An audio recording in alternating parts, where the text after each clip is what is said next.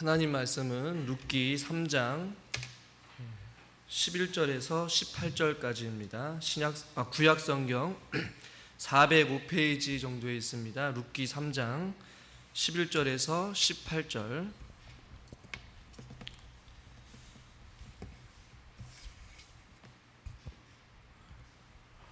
룻기 3장 11절에서 18절 교독하겠습니다. 그리고 이제 내 딸아 두려워하지 말라. 내가 내 말대로 내게 다 행하리라. 내가 현숙한 여자인 줄을 나의 성읍 백성이 다 아느니라.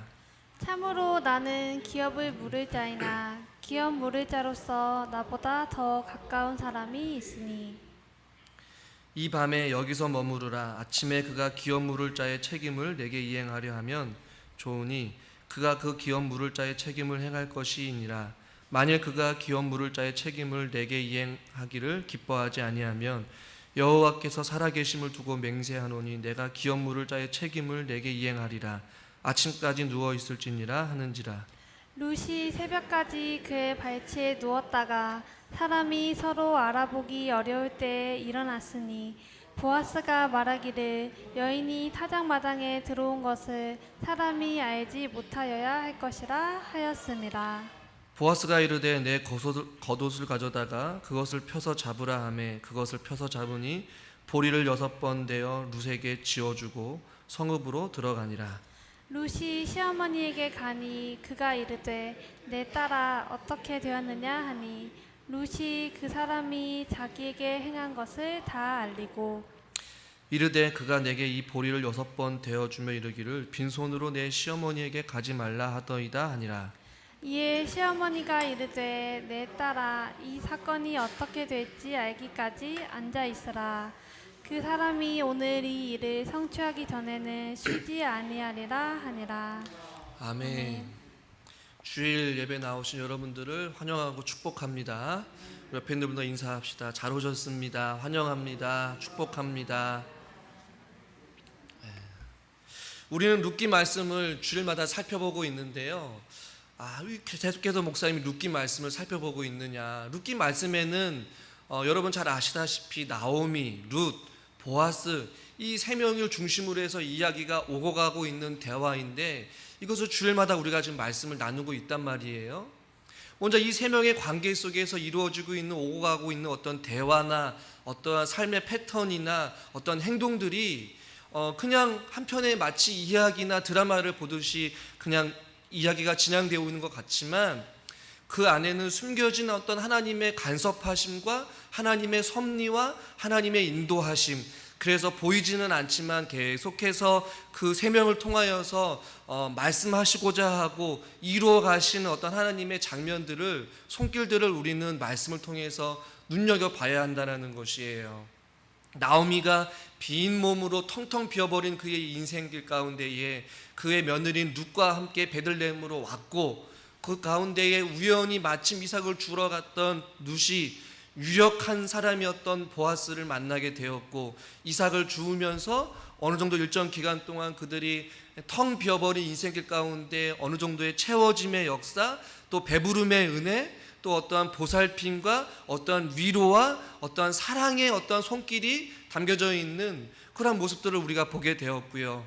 그동안 이제는 가만히 있었던 나오미가 그의 인식이 바뀌게 되었고 그가 살아온 인생의 여정길 가운데 하나님이 어떤 분이신지 이제는 변화가 되어서 이제는 그가 움직이기 시작했어요. 그의 며느리인 룻에게 타작마당으로 가서 보아스를 만나라 라는 명령을 지난 시간에 내리게 되었고 그 타작마당으로 이제는 룻이 내려가게 돼서 한밤중에 그의 보아스의 발치 아래 이불을 덮고 있었을 때에 보아스가 한밤중에 이제는 깨어나게 되어서 룻을 만나게 되고 이제 그 룻이 오늘날로 말하면 결혼하자라고, 당신은 나의 고엘입니다, 당신은 나의 기업 물을 자입니다, 나와 결혼해 주세요라는 이런 이야기를 프로포즈를 했어요.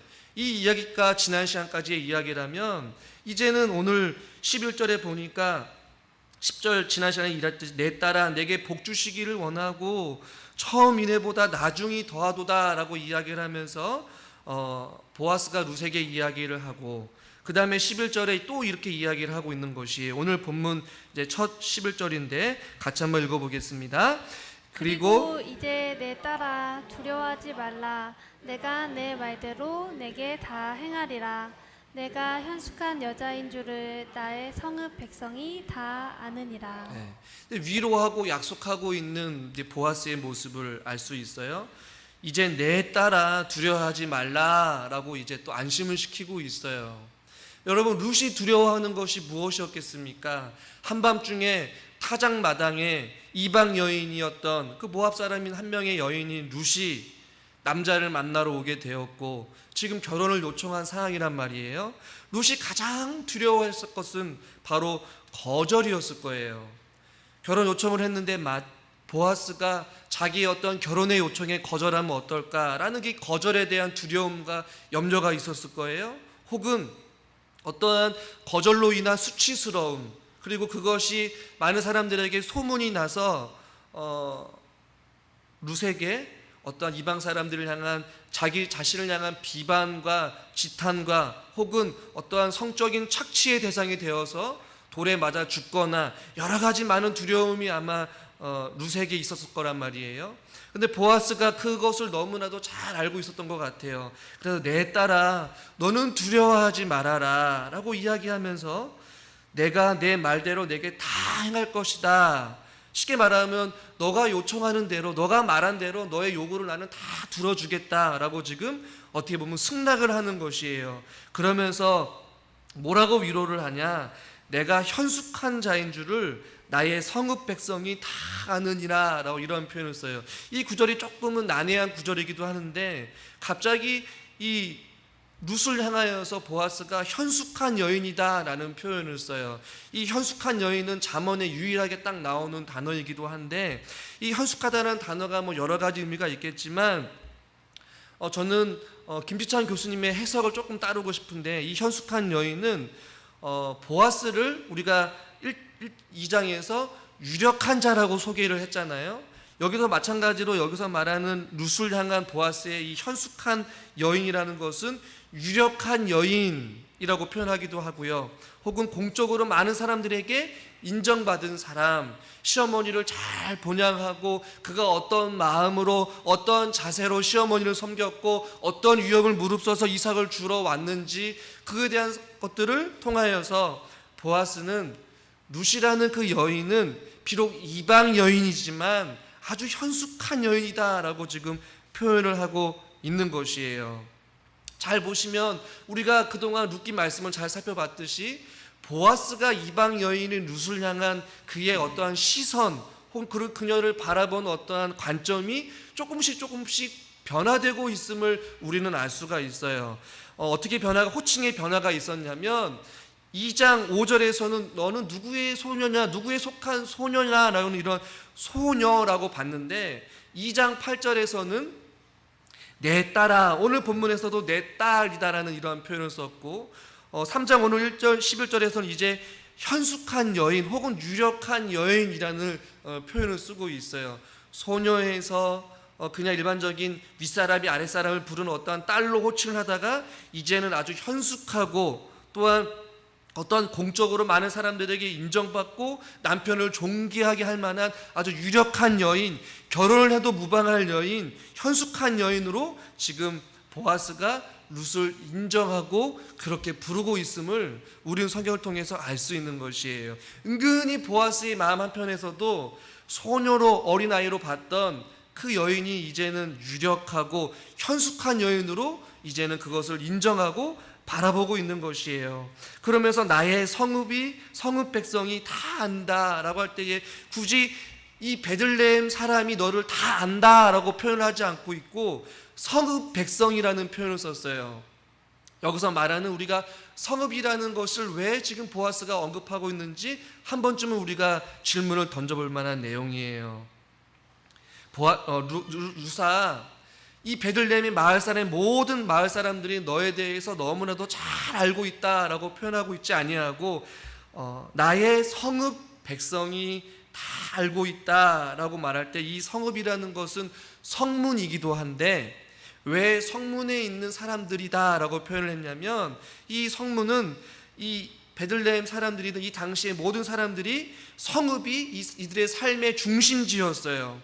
왜냐하면 이 성읍 혹은 이 성문에서 종교적인 일들, 법적인 일들, 행정적인 일들, 사회적인 일들, 경제적인 모든 행위들이 주로 이 성문에서 이루어졌기 때문에 지금 보아스는 룻에게 나의 모든 성읍 사람들이 너가 어떠한 사람인지, 어떠한 존재인지, 어떻게 종교적으로든 법적으로든 행정적으로든 여러 부분에 있어서 너에 대해서 모든 것을 다 알고 있다. 어떤 것을요? 너가 어떤 인생을 살았고, 너가 어떻게 시어머니를 봉양했으며, 어떠한 마음을 가지고 모압에서 베들레헴으로 왔는지 모든 부분에 있어서 성읍에 있는 사람들이 너를 알고 있다. 너는 문제될 것이 없다라고 이렇게 이야기를 하면서 룻을 인정해주고 그 두려운 마음을 따뜻한 말로 위로해주고 있고 그 프로포즈를 지금 받아들이고 있는 것이에요.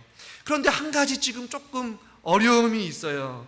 보아스에게 한 가지 걸리는 일이 있었는데 그것은 무엇이었냐면 12절에 이렇게 말씀하고 있어요. 이렇게 우선 놀란 마음, 두려워하는 룻의 마음을 위로해 주면서 지금 보아스가 또 이야기를 하고 있어요. 우리 12절 말씀 같이 읽겠습니다. 참으로 나는 기업을 물을 자이나 기업 물을 자로서 나보다 더 가까운 사람이 있으니. 이것은 보아스가 룻의 결혼의 요청을 거절하는 것이 아니에요. 내가 고엘은 맞다. 내가 기업 물을 자는 맞지만 나보다 그 서열에 있어서 1순위가 아니라는 것이에요. 나보다 더 먼저 가까운 어떠한 고엘을 물을 기업 물을 사람이 있다라고 지금 이야기를 하고 있는 것이죠. 너가 요청대로 내가 다 행할 수 있고 그렇게 행하겠지만 룻아 들어봐라. 나보다 조금 더 가까운 기업 물을 사람이 있다라고 이야기를 하고 있는 것이에요. 보아스는 그냥 단순히 그 룻의 요청을 그냥 받아들이는 것이 아니라 자기의 어떤 특권과 어떤 결혼을 하기 위한 것보다도 무슨 일이든지 모든 문제를 순리대로 또 원칙대로 또 은혜롭게 그 문제를 처리하려고 하는 것 같아요. 우리가 앞서 말했지만 보아스는 유력한 자였어요.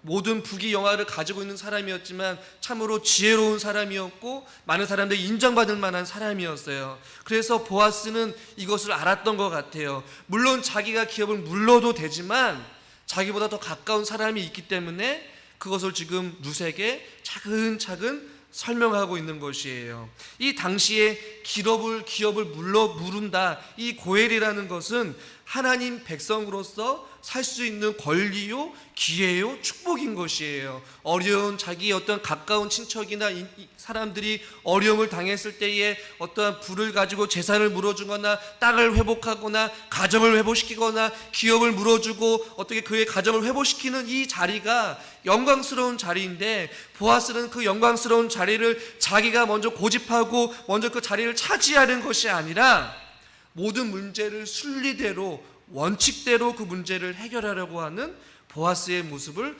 우리는 단편적으로 좀 알고 있는 것이에요.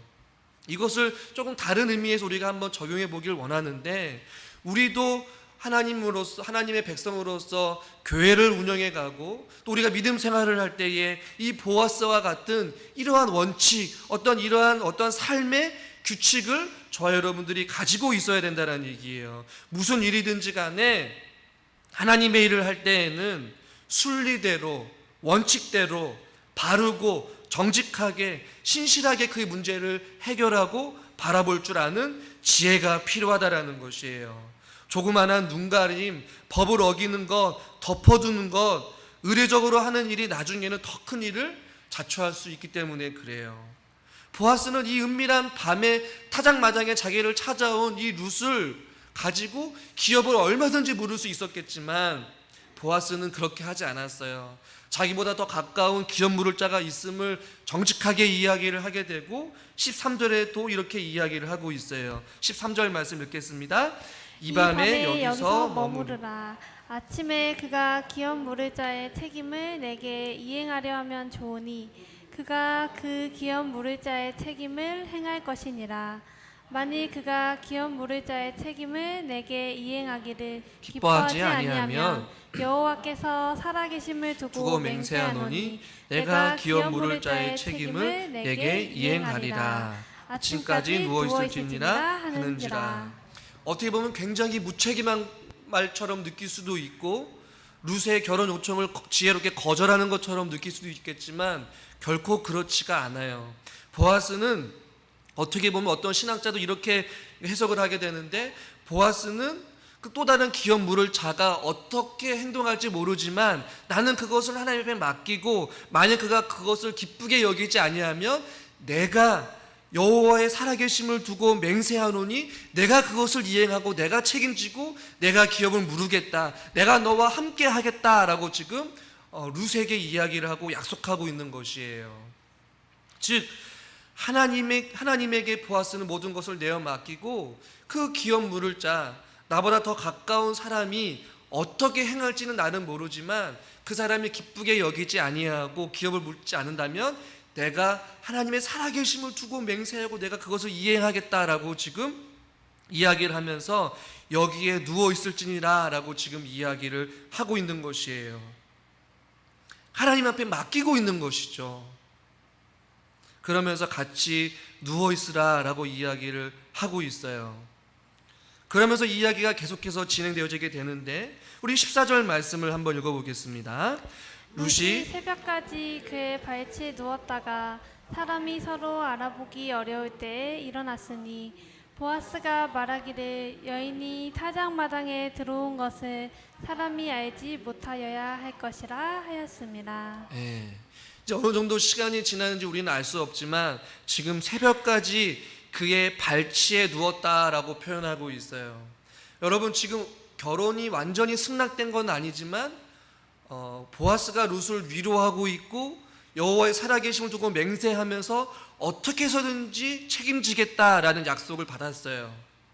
그리고 새벽이 일정한 시간 동안 그 차디찬 그 바닥에 있었지만 지금 그의 발치에 누웠다라는 표현을 썼어요.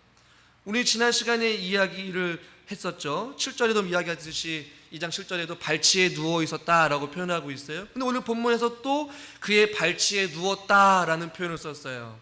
왜 본문의 저자는 동일하게 이것을 강조해서 표현하고 있냐면 이 둘 사이에 새벽 시간 동안 어느 정도 시간이 지났지만 아무도 모르는 은밀한 이 시간 가운데 타작마당 가운데에 지금 그의 발치에 누웠다라는 얘기는 본문의 저자가 무엇을 강조하고 싶었냐면 이 둘 사이에 그 어떠한 성적인 접촉이 전혀 없이 그냥 그 차디찬 바닥 속의 타작마당에서 서로가 따뜻한 어떤 온기를 누리면서 같이 새벽 시간 동안 시간을 보냈음을 본문은 그것을 좀 강조하고 싶었던 것 같아요. 중요한 것은 새벽 시간까지 같이 있다가 이제는 서로 알아보기 어려울 때에 일어나서 각자 이제 헤어지게 되는 장면이 나오고 있어요.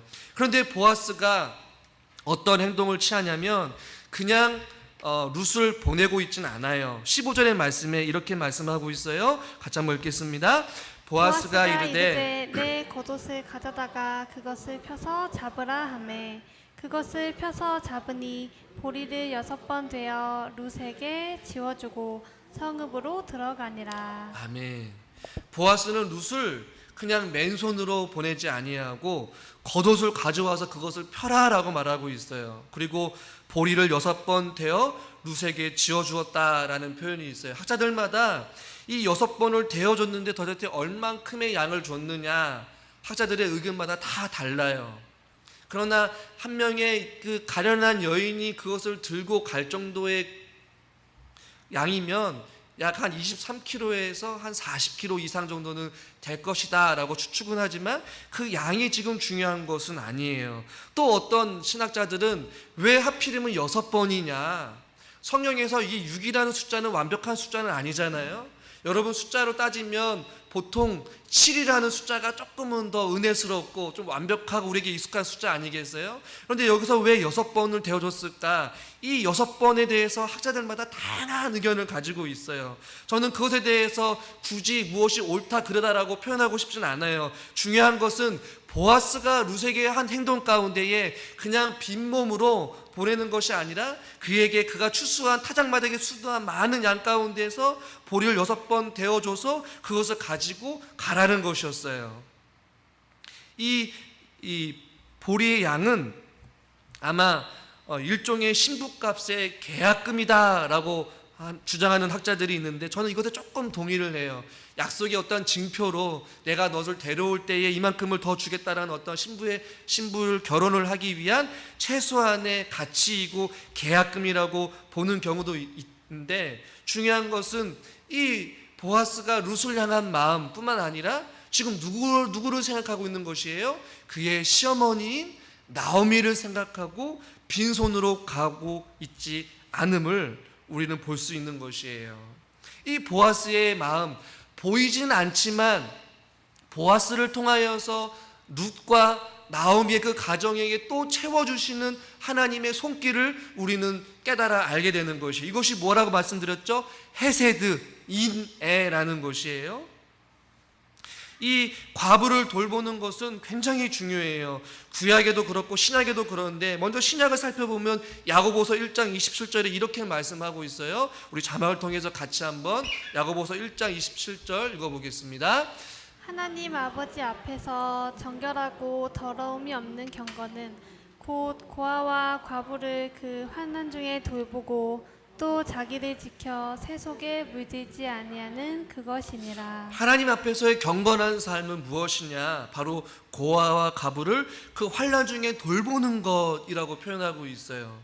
시편 68편 5절에서도 하나님은 어떻게 표현하고 있냐면, 하나님은 고아의 아버지, 시편 68편 5절을 보시면 하나님은 고아의 아버지시고 과부의 재판장이시다 라고 말씀하면서 하나님은 고아와 과부를 내버려 두지 아니하시고 친히 돌보시는 하나님이시다라고 직접 말씀하고 있어요.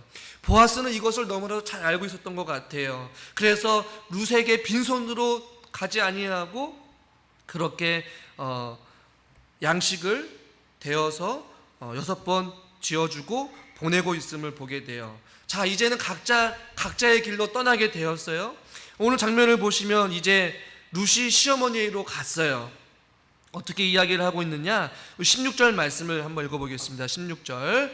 룻이 시어머니에게 가서 그 이르되 내 딸아 어떻게 되었느냐 하니 룻이 그 사람이 자기에게 행한 것을 다 알리고.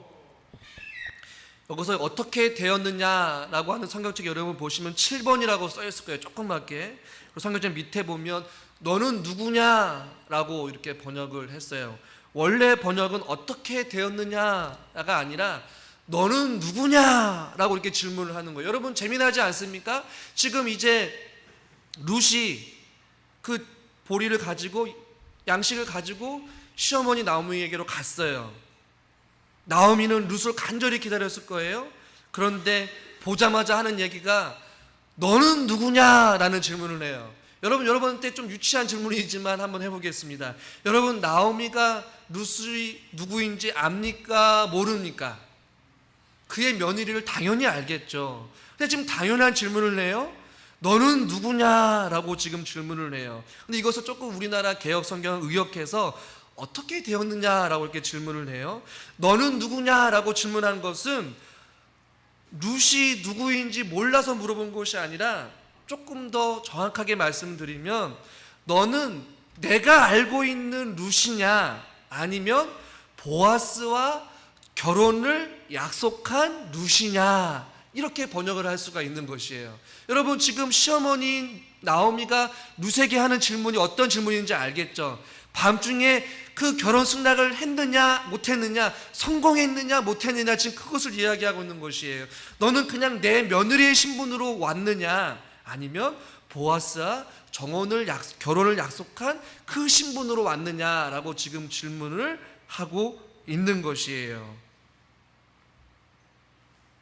그런데 지금 궁금해하고 있는 그 시어머니에게 룻이 또 이렇게 이야기를 하고 있어요. 좀 다른 이야기를 해요. 17절 말씀을 한번 읽겠습니다.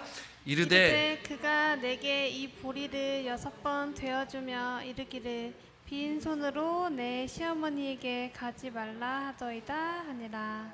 아멘. 16절 끝부분에 보면 룻이 그 사람이 자기에게 행한 것을 다 알리긴 알렸어요. 그런데 그것은 본문의 저자가 자세하게 기록을 하지 않고 있고, 지금 룻이 그의 어머니 시어머니에게 하고 있는 말 가운데에 어떤 말씀이 기록이 되었냐면, 그가 내게 이 보리를 6번 되어주어 이르기를 빈손으로 내 시어머니에게 가지 말라 하더이다 라고 말하고 있어요. 저는 여기서 또 다른 하나님의 손길을 보게 돼요. 어떤 하나님의 사랑의 손길을 느끼냐면, 여러분 보십시오. 지금 나오미는 룻이 어떻게 됐는지 밖에 관심이 없어요. 너는 어떻게 되었느냐, 지금 그 이야기가 속히 듣고 싶은데, 그의 며느리인 룻은 지금 누구를 생각하고 있냐면 시어머니를 생각하고 있는 것이에요. 어머니, 내가 빈손으로 오지 아니하고 시어머니한테 빈손으로 가지 않기를 원하면서 6번 보리를 데워서 이것을 가지고 왔습니다. 지금 무엇을 걱정하고 있는 것이에요? 시어머니의 배고픔, 시어머니의 굶주림, 시어머니의 텅 비어버린 인생을 지금 걱정하고 있는 그의 며느리의 모습을 보고 있는 것이에요. 룻은 결혼이 중요한 것이 아니라 혼자 머물고 있는, 자기를 기다리고 있는 그 시어머니를 생각하고 있는 그 헤세드의 모습을 지금 우리는 또 보게 된다는 것이에요. 단순히 지금 우리가 읽은 이 내용 가운데, 오고 가는 대화 가운데 여러분 무엇을 느끼십니까? 보이진 않지만 서로를 향한 그 걱정하는 마음, 염려하는 마음, 서로를 생각하는 마음, 자기는 난중에 없고 자기의 텅 빈 인생, 자기의 과부의 인생은 오고 간 데 없고, 시어머니를 며느리를 시어머니를 생각하는, 보아스는 그의 시어머니 나오미와 룻을 생각하는 그 서로 안에 있는 상대방을 향한 배려의 마음, 이 헤세드의 마음이 바로 하나님이 저와 여러분들 향하신 그 마음인 줄 믿으시길 바랍니다. 이 마음이 우리 가운데 있어야 된다는 것이에요. 너무나도 은혜가 되지 않습니까? 이제는 그 이야기를 들은 이제 나오미가 18절에 결론적으로 이렇게 이야기를 해요. 18절 말씀도 같이 한번 읽겠습니다.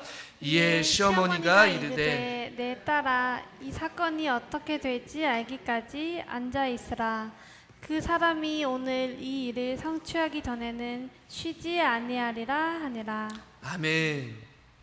시어머니가 이제 어떻게 할지를 같이 함께 이야기를 하고 있는데, 내 딸아, 이 사건이 어떻게 될지 알기까지 앉아 있으라라는 얘기는 무슨 의미냐면, 하나님의 뜻이 이루어질 때까지 하나님이 어떻게 하실지 우리는 그것을 하나님에 맡기자라는 의미를 가지고 있어요. 왜냐하면 우리가 읽은 성경에서는 어떻게 될지 알기까지라고 번역을 했지만, 이 어떻게 될지라는 단어가 원래 원어의 의미는 이 사건이 어떻게 떨어질지라고 번역하는 것이 원어에 조금 더 가까운 의미예요. 다시 한번 제가 읽어드리면, 사랑하는 내 딸아, 이 사건이 어떻게 우리에게 떨어지게 될지라는 얘기는 무엇이에요? 하나님께서 어떻게 행하실지, 하나님께서 어떻게 일하실지 그 결론을 하나님 앞에 맡기자라는 의미를 가지고 있는 것이에요. 룻이 미래의 삶을 하나님께서 어떻게 계획하시고 어떻게 이루어 가시는지 두고 보면서 기다리자라는 것이에요. 그 말에는 어떤 의미가 숨겨져 있어요? 우리가 할 수 있는 최선은 다했다. 이제는 하늘에 계신 하나님께서 어떻게 떨어지실지, 어떻게 그 일을 행하실지, 혹은 어떻게 그것을 판결하실지 우리는 그 뜻을 기다리자라고 지금 표현하고 있는 것이에요. 그래서 이 구절을 이 라코크라는 신학자는 이렇게 조금 해석을 재미나는 표현을 썼는데, 어떻게 이야기를 하냐면, 자막을 보시면 나오미는 하늘로 공을 쏘아 올렸다라는 것이에요. 이제 우리는 어디에 그것이 떨어지는지 보아야 한다. 이렇게 좀 재미나는 표현을 썼어요. 나오미는 하나님 앞에 맡겼어요.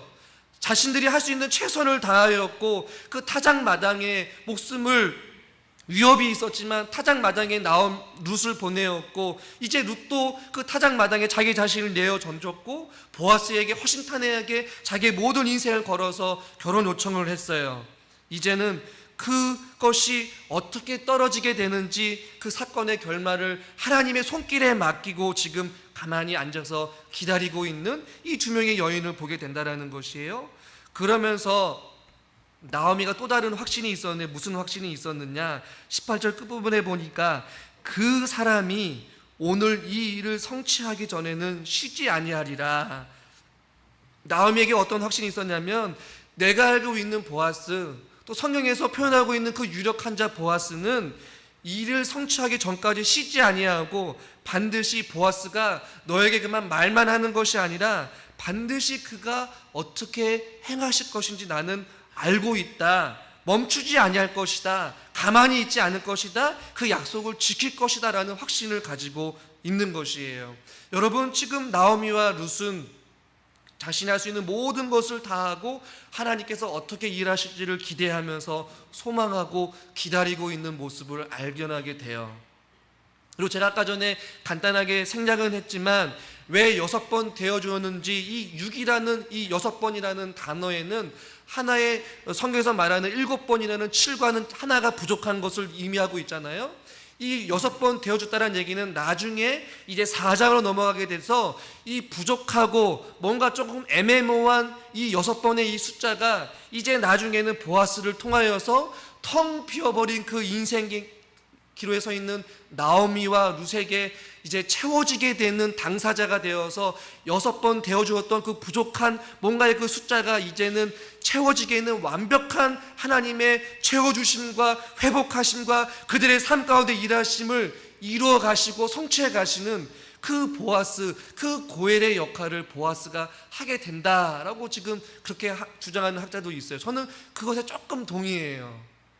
중요한 것은 이 나오미와 룻이 하나님 앞에 모든 것을 내어 맡기고 하나님의 그 숨겨진 손길과 돌보심을 기대하고 기다리고 있다는 사실이에요.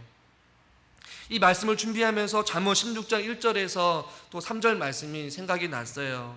같이 한번 1절 한번 읽어볼까요? 마음의 경영은 사람에게 있어도 말의 응답은 여호와께로부터 나오느니라. 3절 너의 행사를 여호와께 맡기라. 그리하면 내가 경영하는 것이 이루어지리라. 아멘. 이게 룻과 나오미의 마음 아니겠어요? 자기 마음은 경영은 사람에게 있었지만 그의 응답은 하나님께로 있음을 알고 그의 행사를 하나님에 맡기고 지금 앉아서 기다리자, 앉아있자. 어떻게 떨어질지, 어떻게 일하실지 우리는 그것을 기대하고 우리는 소망하자라고 말하고 있는 것이에요. 다음 주에 4장에서 하나님께서 보이지 않는 손길을 통하여서 보아스를 통해 어떻게 일하실지 우리는 그것을 기대하고 소망하게 될 것입니다. 사랑하는 성도 여러분, 저와 여러분들도 우리들이 살아가는 순간순간마다 하나님 앞에 위대한 일을 하기 위하여서 우리가 위대한 일을 도전할 때에 하나님의 숨겨진 손길을 통하여서 우리를 통해 각자가 일하시게 될 줄 기대하고 소망할 수 있기를 저는 주님의 이름으로 간절히 축원합니다. 이 말씀을 준비하면서 찬양이 또 같이 여러분들과 함께 찬양 부르고 좀 기도했으면 좋겠는데요. 주가 일하시네라는 찬양입니다. 아마 룻과 나오미도 주님께서 어떻게 일하실지 아무도 모르지만 하나님께서 그들을 통하여서 일하실 것을 기대하면서 시간을 보내면서 기다리지 않았을까라는 생각을 해보게 돼요. 여러분 가정 가운데에 여러분이 기도하고 여러분이 결단하고 여러분이 나아갔던 그 기도의 순간순간을 통하여서 하나님께서 어떻게 일하실지를 여러분이 기대하고 소망하십시오. 여러분들 통하여서 일하실 하나님의 숨겨진 손길이 여전히 우리 삶 가운데 있어서 우리를 통해 일하실 그 주님을 찬양하고 함께 기도하며 나아갔으면 좋겠습니다. 우리 찬양했으면 좋겠습니다.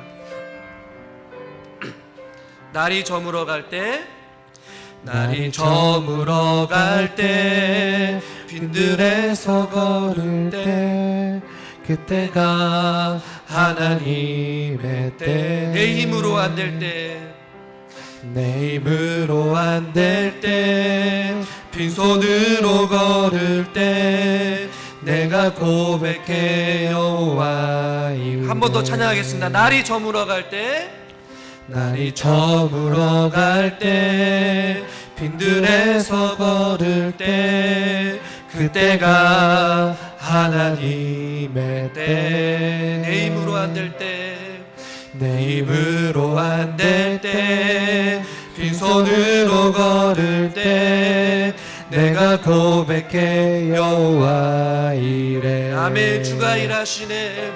주가 일하시네. 주가 일하시네. 주께 아끼지 않는 자에게. 주가 일하시네. 주가 일하시네. 신뢰하며 걷는 자에게. 우리 모인 이곳에 주님 함께 계시네. 누리네 아버지 은혜. 적은 떡과 물고기, 적은 떡과 물고기, 내 모든 걸 드릴 때 모두 고백해 여호와 이래. 주가 일하시네. 주가 일하시네. 주가 일하시네. 주께 아끼지 않는 자에게. 주가 일하시네. 주가 일하시네. 신뢰하며 걷는 자에게. 날이 저물어 갈 때, 날이 저물어 갈 때, 빈들에서 걸을 때 그때가 하나님의 때. 내 힘으로 안 될 때, 내 힘으로 안 될 때, 빈손으로 걸을 때 내가 고백해 여호와. 이 말씀을 생각하면서 한 번 더 고백하겠습니다. 날이 저물어 갈 때, 날이 저물어 갈 때, 빈들에서 걸을 때 그때가 하나님의 때. 내 힘으로 안 될 때, 내 힘으로 안 될 때, 빈손으로 걸을 때 내가 고백해 여호와 이래. 아멘. 주가 일하십니다. 주가 일하시네. 주가 일하시네. 주께 아끼지 않는 자에게. 주가 일하시네. 주가 일하시네. 신뢰하며 걷는 자에게. 믿음으로 선포합시다. 주가 일하시네. 주가 일하시네. 주가 일하시네. 주께 아끼지 않는 자에게. 주가 일하시네. 주가 일하시네. 신뢰하며 걷는 자에게. 눈을 감고 주가 일하시네. 주가 일하시네. 주가 일하시네. 주께 아끼지 않는 자에게. 주가 일하시네. 주가 일하시네. 주가 일하시네. 신뢰하며 걷는 자에게. 목소리로만 고백합시다. 주가 일하시네. 주가 일하시네. 주께 아끼지 않는 자에게. 주가 일하시네. 주가 일하시네. 신뢰하며 걷는 자에게.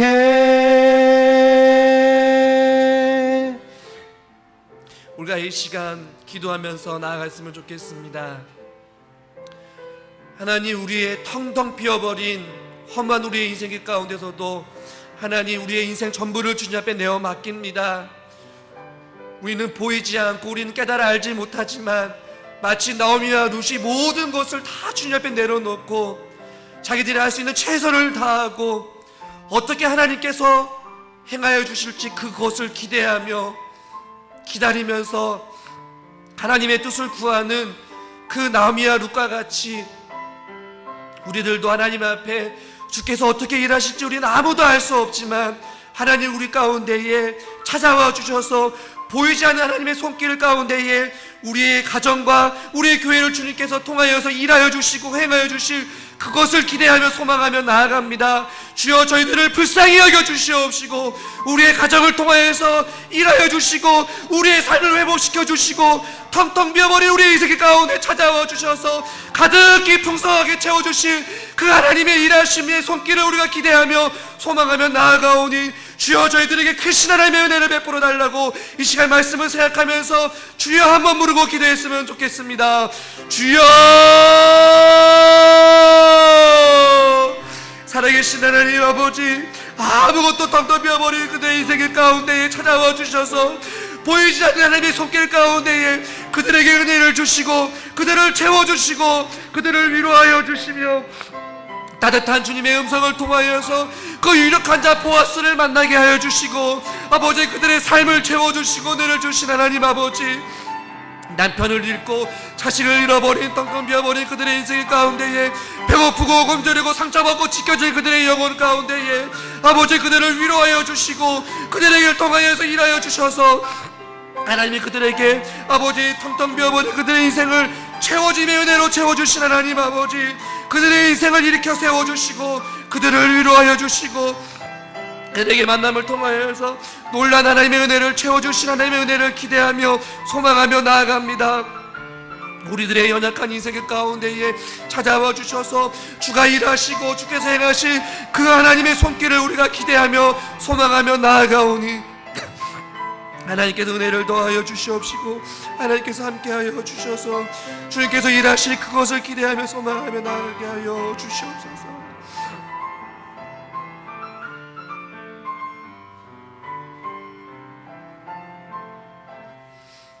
하나님 아버지, 남편도 잃고 자식도 잃고 아무것도 없는 텅 비어버린 그들의 인생길 가운데에 그 유력한 사람 보아스를 하나님께서 만나게 해주시고